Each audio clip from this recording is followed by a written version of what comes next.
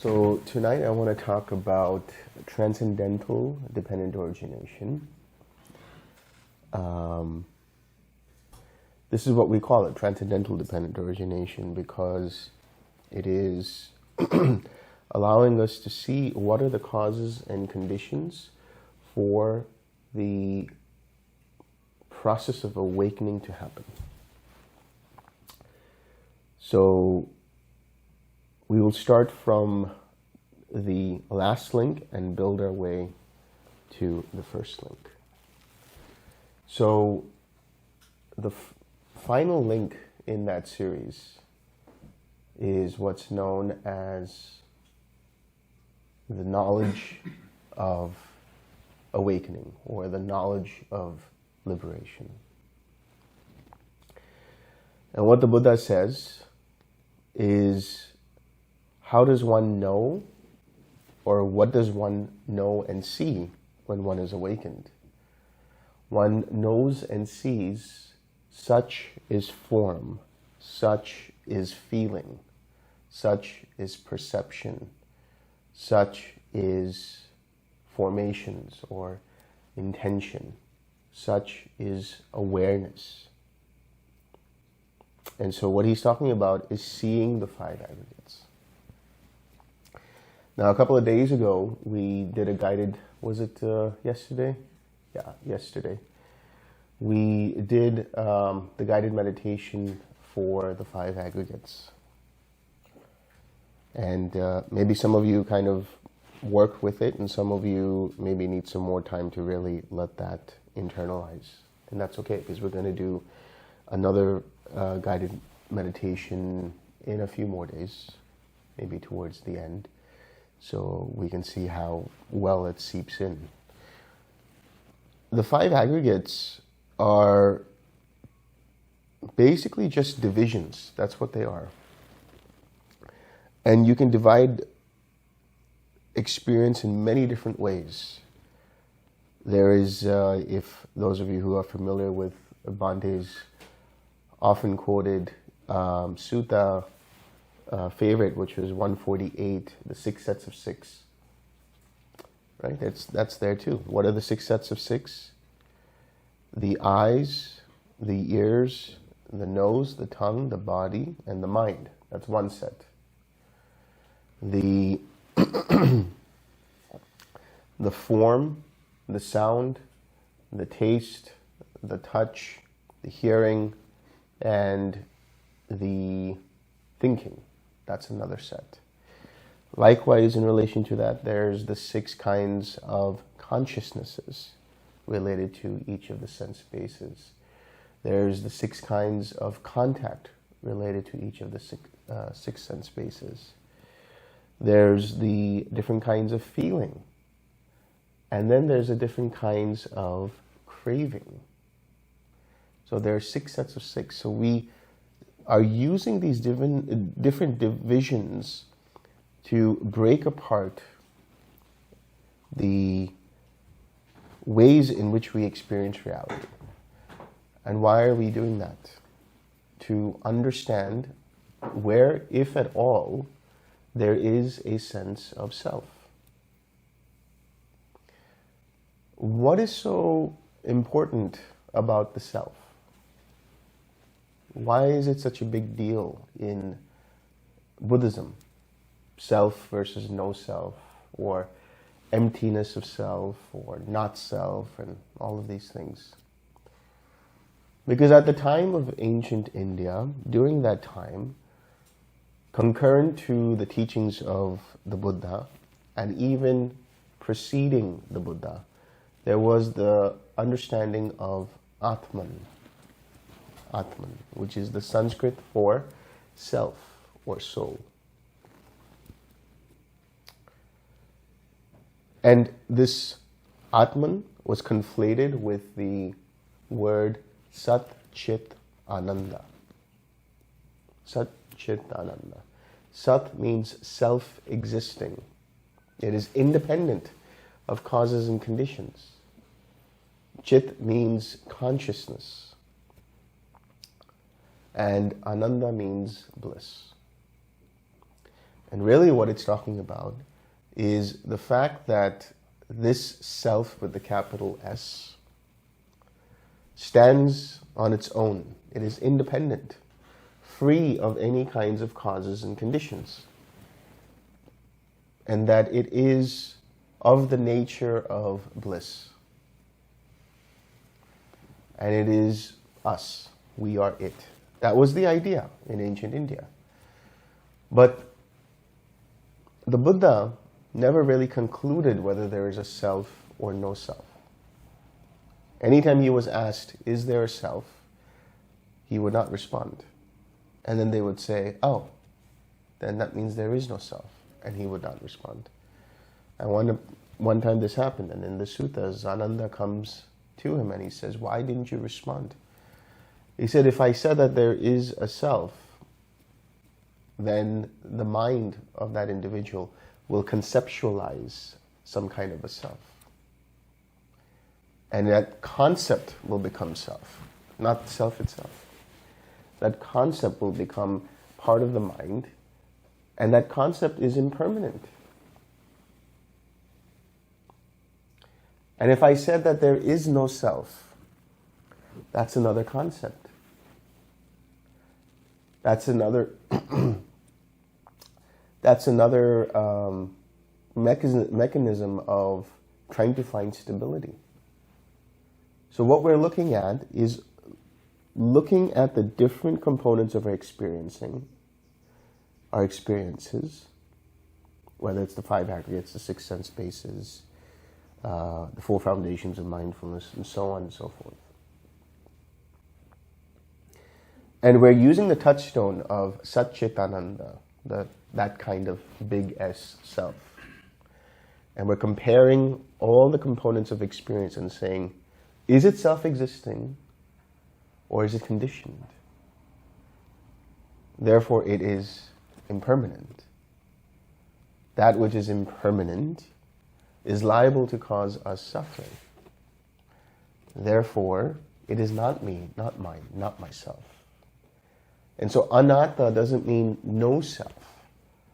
Anatta means not self.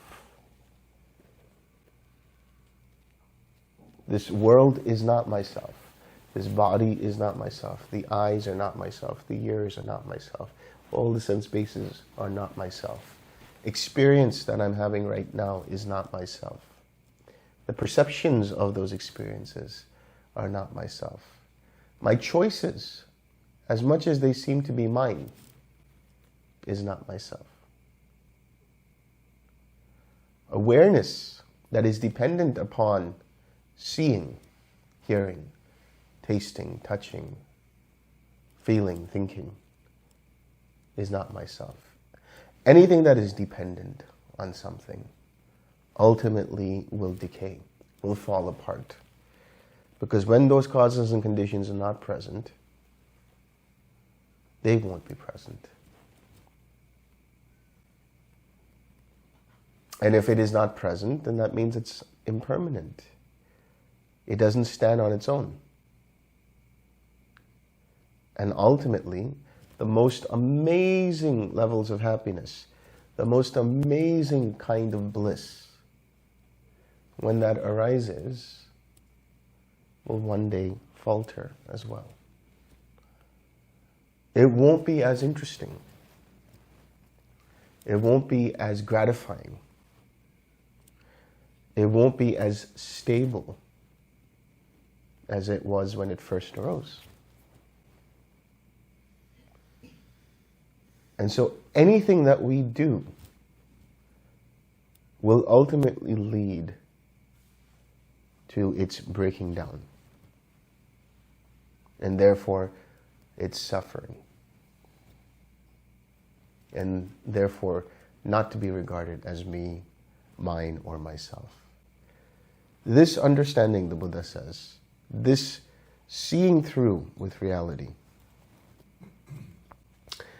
is the knowledge of liberation. For one who knows and sees, he is liberated. What does he know and see? The 5 aggregates. But the 5 aggregates are a stand-in for anything, really. Because the five aggregates are all encompassing. They deal with everything in our everyday experience.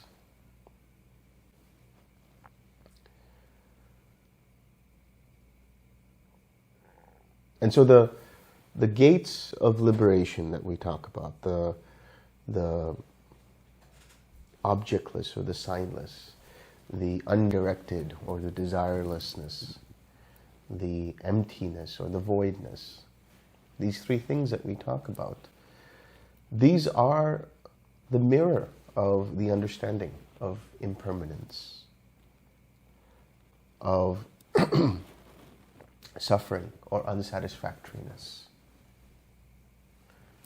and of not self. When I am meditating for a little while, I start to see that every object that I take ultimately changes in some way. It's not stable. Therefore, I see the conditionality of that object, as simple as loving kindness, or as subtle as quiet mind,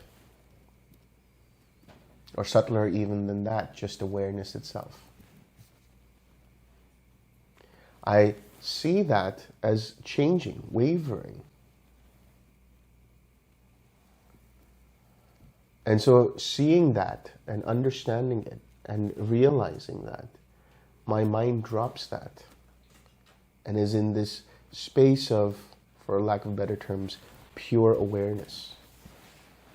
It's in a space of an objectless awareness, dropping all signs, all objects being impermanent. Secondly, I notice that every intention that I take in the meditation, no matter how noble, no matter how pure, no matter how wonderfully charged it is with joy and great intentions and happiness and peace and so on and so forth, because it wavers, because it changes, it doesn't last that long. Even in a great sit that's lasting 7 days long, that's the maximum, 7 days long. It's just 7 days long. It's not permanent. And so that intention that I have also has a expiration date. And ultimately leads to suffering. So what do? I drop all effort. I drop all trying. And I experience what's known as apanahita in Pali. I experience the undirected kind of meditation. And mind you, the objectless or signless and the apanahita or the undirected qualitatively are very similar, if not the same, in experience. Likewise, with the realization that this is not me, not mine, not myself, there is a spaciousness that's there in the mind. Not an expansive spaciousness, but there is a spaciousness in the mind. A quality to the mind. When if you just, right now, in this moment, relax into it, you're listening to the sound of my voice. You're paying attention to the thoughts that come and go. You're feeling the warmth of the room. All of these are sensations, experiences that are happening. But you're not in control of them. You didn't cause them. They're not you. And in seeing this and being present in this way, what do you notice the mind being?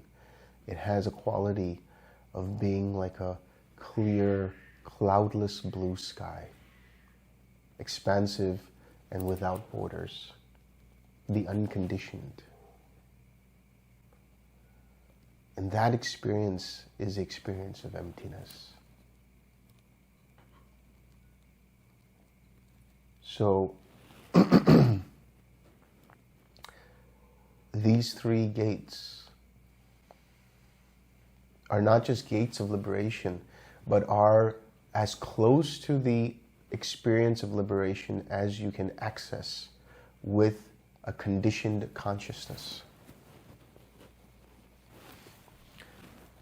What that means is the awareness that arises from that experience of the objectless, the undirected, and that spacious emptiness is in itself conditioned by the unconditioned. It is what is known as anidasanam vinyanam in Pali. The consciousness that does not manifest anything. The consciousness that is non-reflective. It's like a mirror that doesn't reflect. You can't wrap your head around that.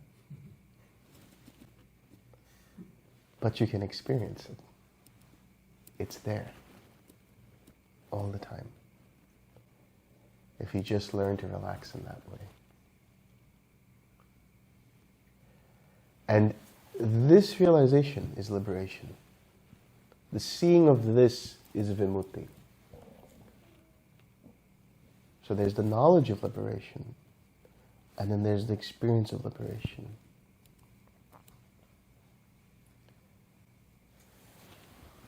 And this liberation is dependent on what's known as dispassion. Dispassion, is one translation, but the Pali is viraga. Raga means passion, and vi means without passion. But raga has so many different connotations. It can mean color, it can mean sound, it can mean a certain kind of flavor to things.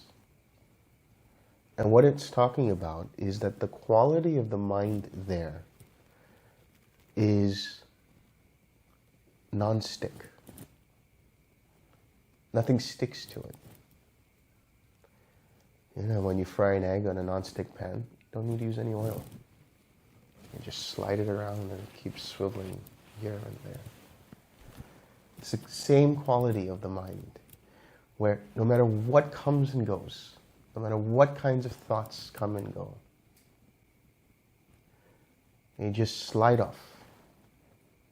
They don't stick. Is this something that you can bring up? That's the irony. You cannot.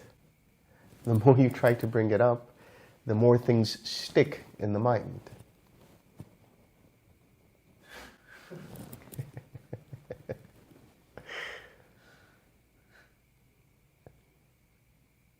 So how do you escape that hamster wheel? Trying and trying and trying, and sticking and sticking and sticking. Again, it is just relax, giving up.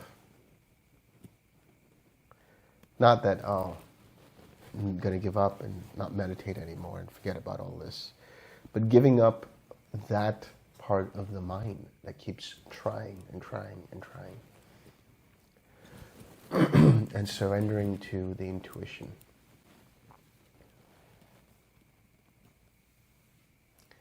And so this is conditioned, this dispassion is conditioned by something known as disenchantment. Let's look at that word, disenchantment. Sometimes it's translated as revulsion. Why revulsion? Because it's that feeling of sickness when I'll give you my own example. And I always give this example, chocolate cake. I seem to have a samskara around chocolate cake. So somebody knows that I love chocolate cake, and they decide that they're going to let the kitchen know that, if you can make chocolate cake of it today, that'd be really great for dessert. But make sure you make lots of it today. We want to treat Delson to some chocolate cakes. This happened actually at one retreat in Mumbai earlier this year. And I kind of drove the point about chocolate cake in terms of examples. And lo and behold, I manifested 3 different chocolate cakes at the end of the retreat.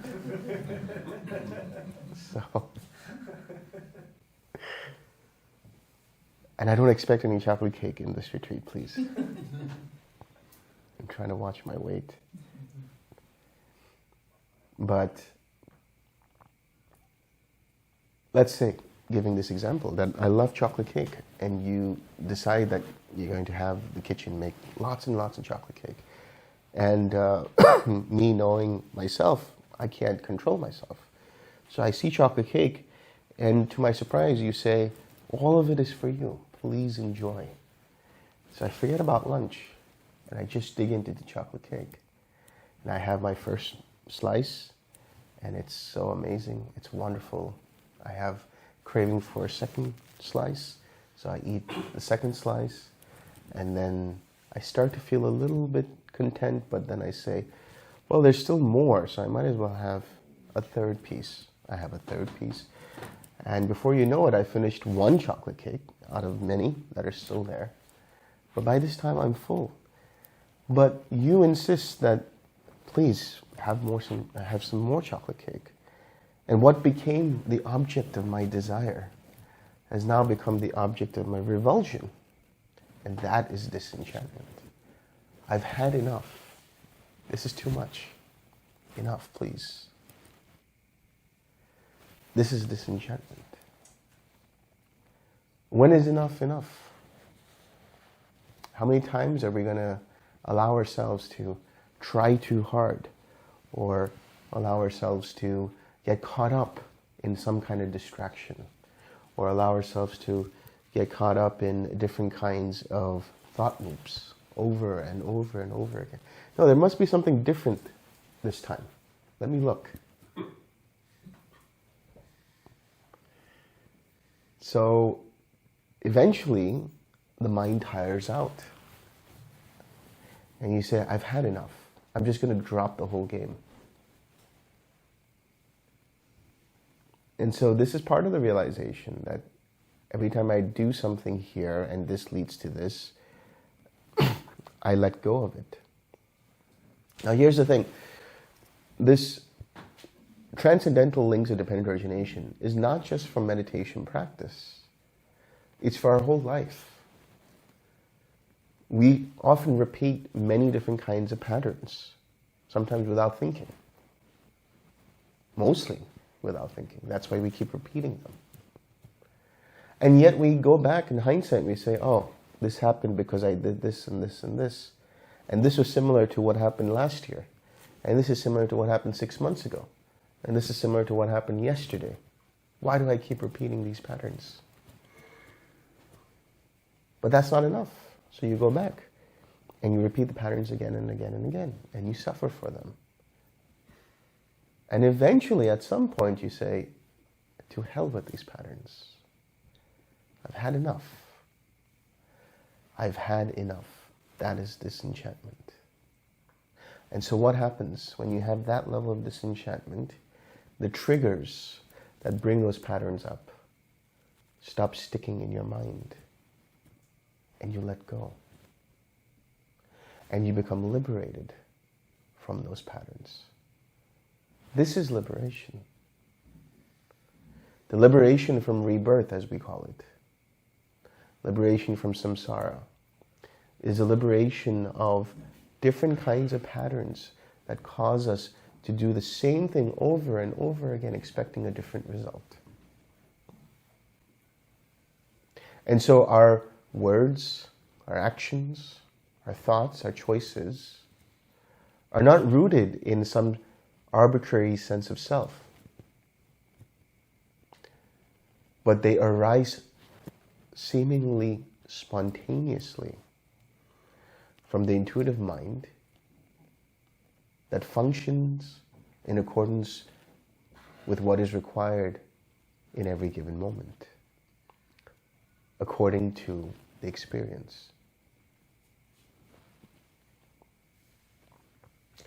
That's how the liberated mind functions. A message comes. Do this, this, and this. Okay, let's try this. That's listening to the intuitive mind.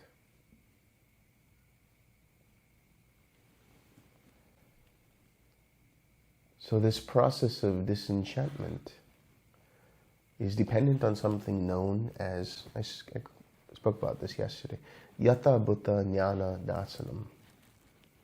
The Pali for that, which is the knowledge and vision of things as they are. Yata Bhuta, that's the reality of things as they are. Jnana, knowledge, dasanam, vision. What does it mean, the knowledge and vision of things as they actually are?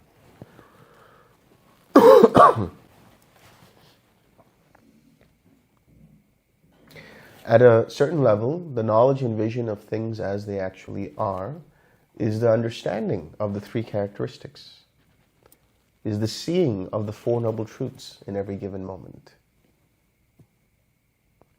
Is the realization that what I'm experiencing right here, right now, is conditioned by so and so and so and so. And so when I see it in this way, I drop any kind of ownership of this is me, this is mine, this is myself. So therefore I become disenchanted and dispassionate, and I'm liberated, and I know I'm liberated. Qualitatively speaking, this Yata Bhuta Jnana Dasanam is equanimity. It's the experience of being so present with whatever is arising that there's not an inkling of that nervous tension of anticipation of what is next, what happens now. Right? That pull towards the future, or the pullback from the past. It's so in the now. But even in the now, there can be identification. This is who I am. This is me. This is myself. And because of that understanding of the three characteristics, we disengage. We disengage from the sense of this is me. So we are free of any anticipation. We are free of any kind of expectations. And we are fully in equanimity.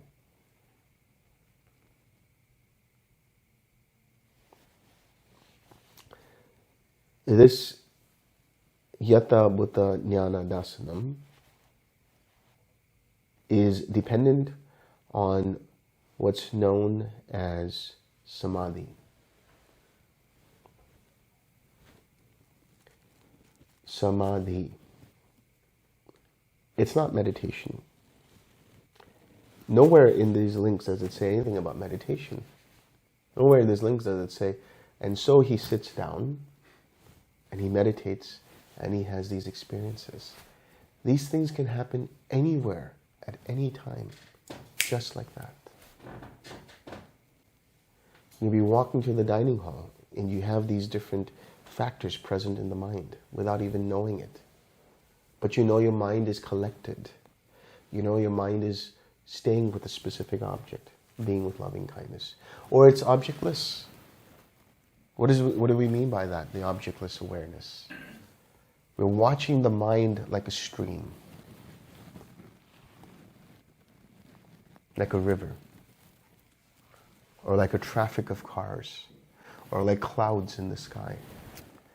And we remain disassociated from all of that, independent from all of that, as a silent witness to that experience, to that flow of thoughts, ideas, and concepts. So we could be in that. Either way, we are meditating. And we are in samadhi. Samadhi is generally translated as concentration or collectedness. But when we see samadhi, right, sama is same, even. Everything is the same. And dhi, that is the buddhi. Buddhi is the intellect, it's the mind. Our mind is in balance. When our mind is in balance, then we can see clearly. Seeing clearly, we have knowledge and vision of things as they actually are. Therefore, we can disengage, have disenchantment. And our mind is non-stick and dispassionate. It is liberated after that. And then there's the knowledge of that liberation. So this can happen anywhere, this process. So why are we meditating? What use is meditation?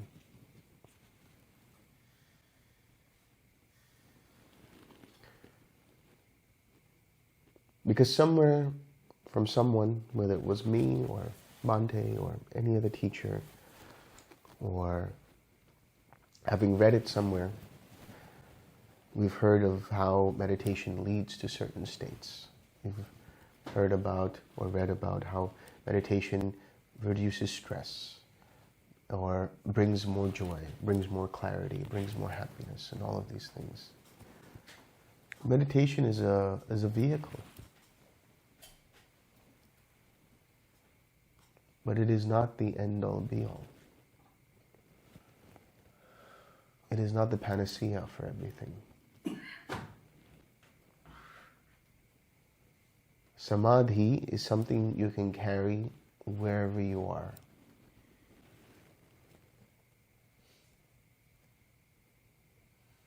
So what is the samadhi dependent upon? Samadhi is dependent on something known as Sukha, which is translated as ease of mind. To be in Sukha means that everything is great. Everything is fine. It's the perfect temperature. It's the perfect humidity. And the body is relaxed. The mind is free of any kinds of distractions for the most part. The senses are relaxed. So everything is at ease. That's what we need. How do we get that ease? How does one experience that ease? Through tranquility, passaddhi, through relaxing. And understand this relaxing is coming to you in many different forms. It's happening through the 6 R's, through the 4 R's, through drops, through whatever allows us to disengage from the unwholesome and rest in the wholesome. When we have that, we are tranquil. We have tranquility.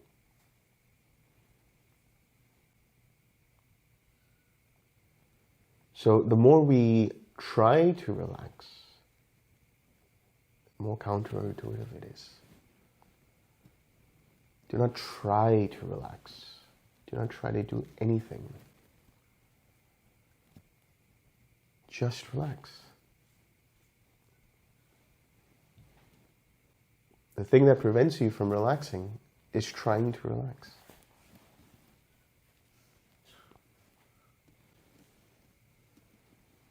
If you drop trying to relax, that in itself is relaxing.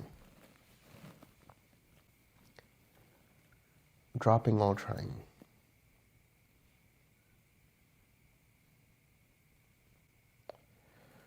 This tranquility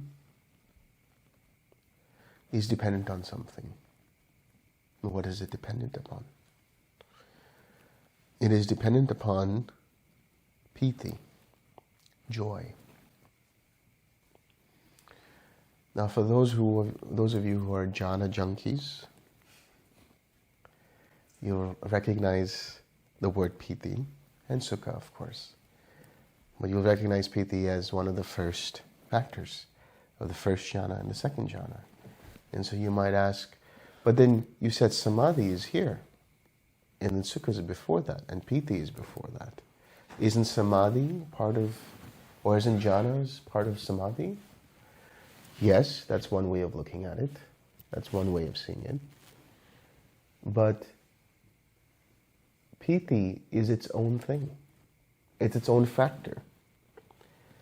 If you're truly paying attention, you can start to see that the enlightenment factors are being interwoven in this path. I'll show you how once we're done. But this joy, what are we talking about when we say piti? As I mentioned before, piti can mean many different things for many different people. It can be exuberance, it can be exhilaration, it can be contentment, it could be a soft, silent kind of joy, empathetic kind of joy, or just being in the moment and completely present and relishing what is there in this moment. Where in that is meditation? Where in that do you need to sit formally and experience? Can you not have joy when you're walking around, experiencing the sun on your face, seeing how the light glimmers on the leaves of the trees? Can you not have joy when you're eating good food and relishing in its taste? Can you not have joy when you feel the wind on your face when it's a hot day? All of these are piti. These are all part of joy. They're sensual kind of joy. But behind that is a mental joy. All sense bases ultimately find their end in the mind. That's why when we say formations that are mental formations, they allow you to feel and perceive. And therefore, all experience has its terminus at the mind. So any kind of joy that we experience, we can go deeper and experience that joy internally. Have an appreciation for every moment that comes. A gratitude. This gives rise to joy.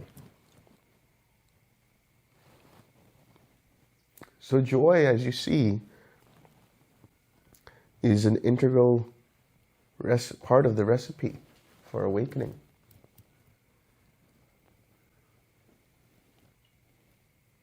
There's no dryness about this.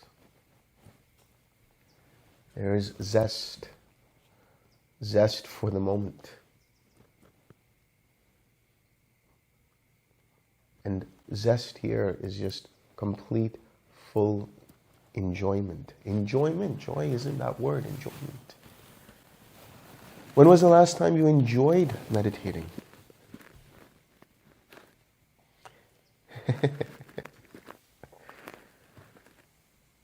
Or was the meditation just another task to do? Was the practice just another thing to do in our routine? Yeah, okay, I get up at this time, or not even just on retreat, just in your daily practice. It just becomes another thing to do, instead of something I get to do. Oh boy, I get to meditate now. Let's enjoy this. We need that joy. And that joy is dependent on something known as pamoja. Pamoja means gladness, or sometimes translated as gladness. But a better translation I like to use is relief. Relief.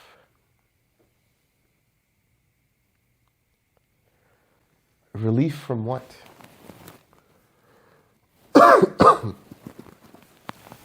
Relief in many different things. For example, when I keep the precepts,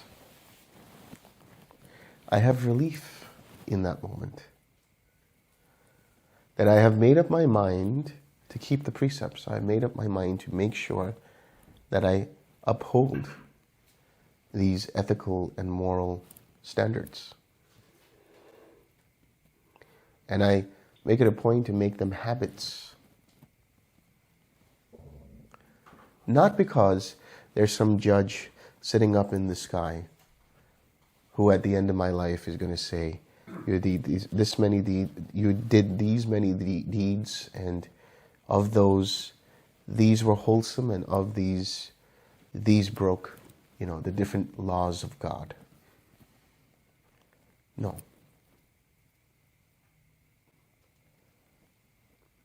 Why do we keep the precepts? For what? To be morally superior? To be holier than thou? No, because there is a very practical reason for keeping the precepts. The basis of the precepts is the golden rule. Do unto others as you would have them do unto you. And this is found in every tradition. It is universal. And every tradition has its own reasons for why it does it. But for practical purposes, when we're talking about the Dhamma, it's for the experience of relief. Because when I uphold the precepts, my mind relishes in that. My mind realizes, I haven't harmed anyone. I haven't harmed myself. I haven't betrayed anyone. I haven't betrayed myself. I haven't cheated anyone. I haven't cheated myself. I've upheld the precepts, and my mind feels clear and calm and relief. And the more I do that, the less hindrances arise, and I feel a deeper relief from that. I think it was a couple of weeks ago we did the Sunday Sutta talks, and that one I was talking about Digha Nikaya 2, which is Samana Phala Sutta, the fruits of the holy life.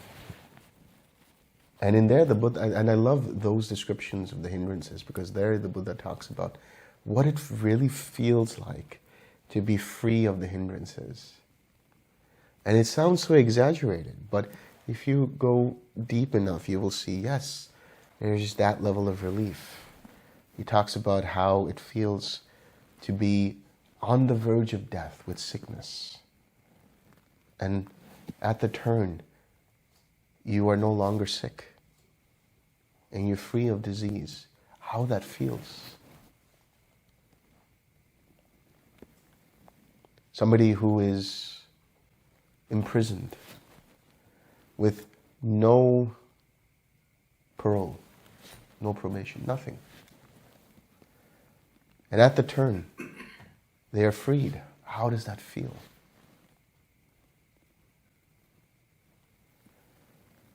When somebody has debt, mounting debt, no idea what to do with all that debt.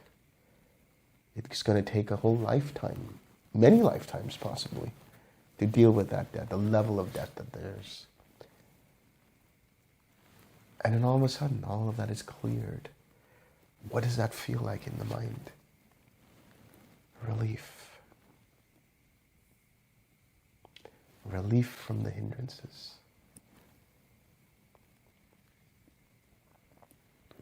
That is pamoja.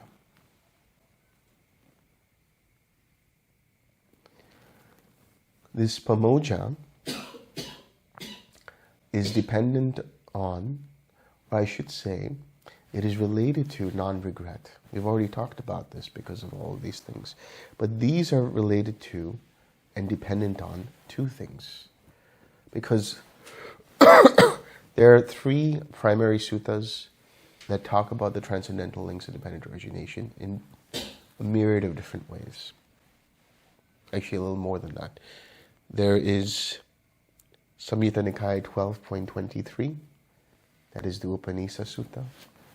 And then there is Anguttara Nikaya 10.1, 10.2, 10.3, 10.4, which all talk about these different links. But they differ. Samyutta Nikaya talks about faith.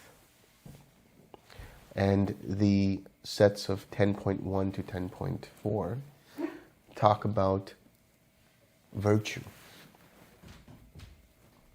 So we will explore both of them. What is virtue here? It's as simple as keeping the precepts.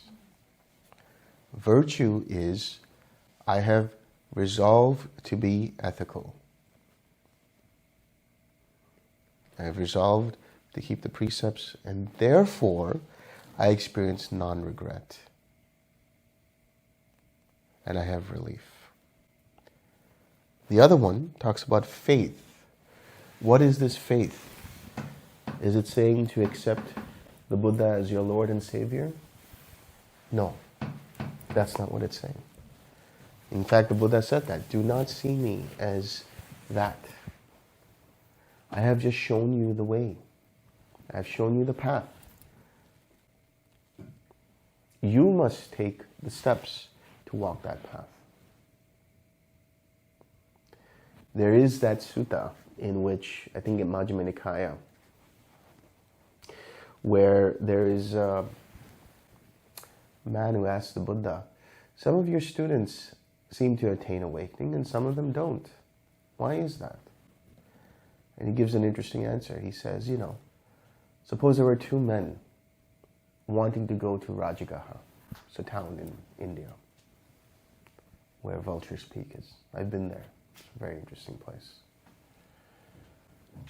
And the man tells the first person, you go and do this, you take a left here, when you go a few kilometers this way, and you get to Rajagaha. He says that to the second person as well. But the first person, being a smartass, thinks he can take a shortcut. So he veers off of the instructions and he does something else and he goes in his own way. Obviously he hasn't reached Rajagaha. The second person memorizes the instructions, makes sure he follows instructions accordingly. And lo and behold, he gets to Rajagaha.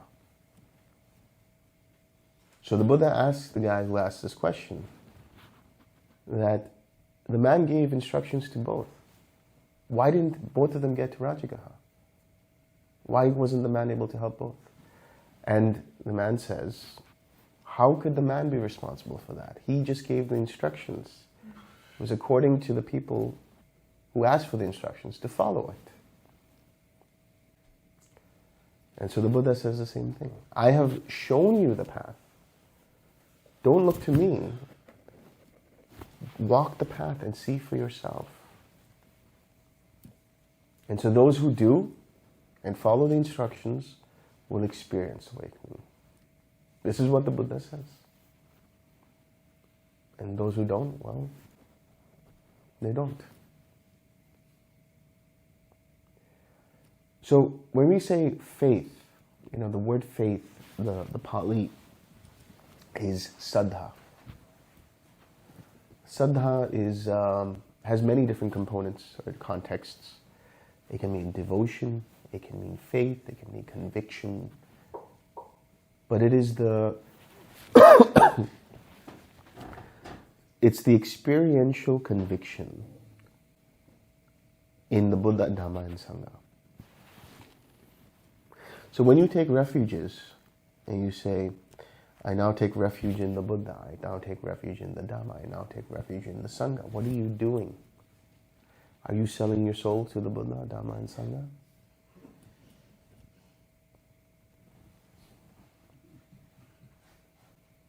No, because there is no soul. But what are we doing there? When we say, I take refuge in the Buddha, we're saying the Buddha represents a possibility. The Buddha, that's not even his name. That's not even what he's called. He's called the Tathagata. But the Buddha is a title. It denotes one who is awakened, one who has woken up. Woken up from what? Woken up, as Bhante Punaji would say, woken up from the dream of existence.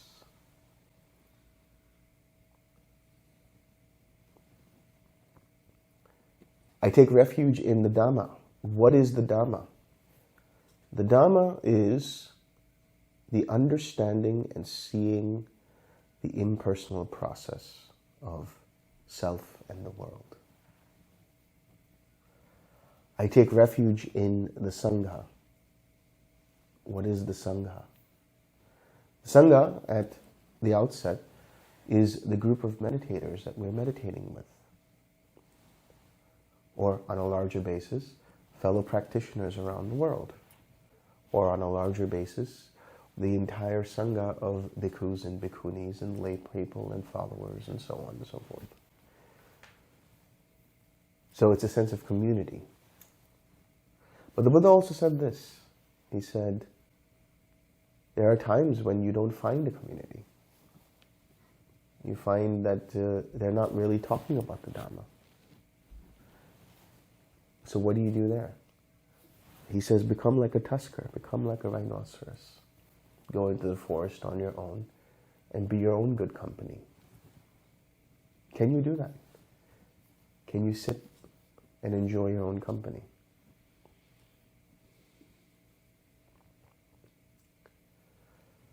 So that faith that we're talking about starts off as an openness to say, all right, let me try and see what this process looks like. Let me take the first step and practice and see for myself. Let me take the precepts, see what that looks like.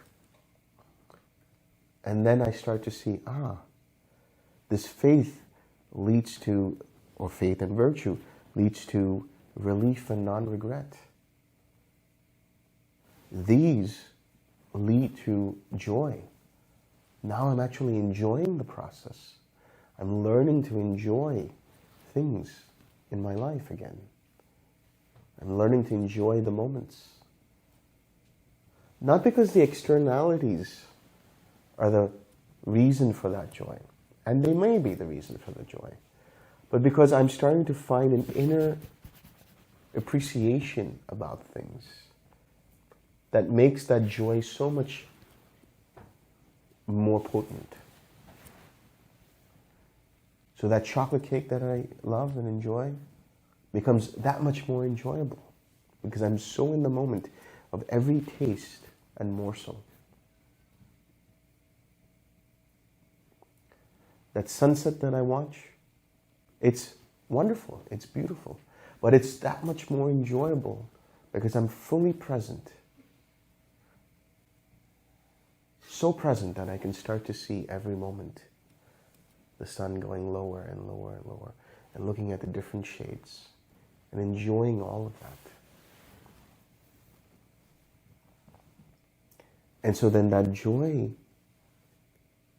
then leads to my mind being tranquil.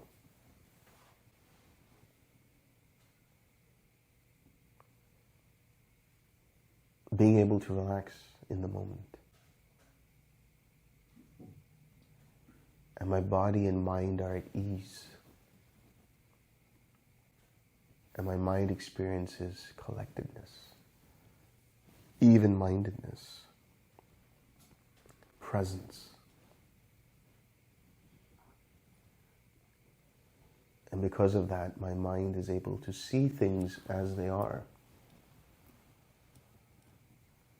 And seeing things as they are, I develop wisdom. And I disengage from the things that tire me out, from the old repeated patterns that cause me suffering. And my mind becomes dispassionate, non-sticky to those same triggers that no longer affect me. And I experience liberation. And then I know I'm liberated. This is the path. This is the process. Do with it what you will.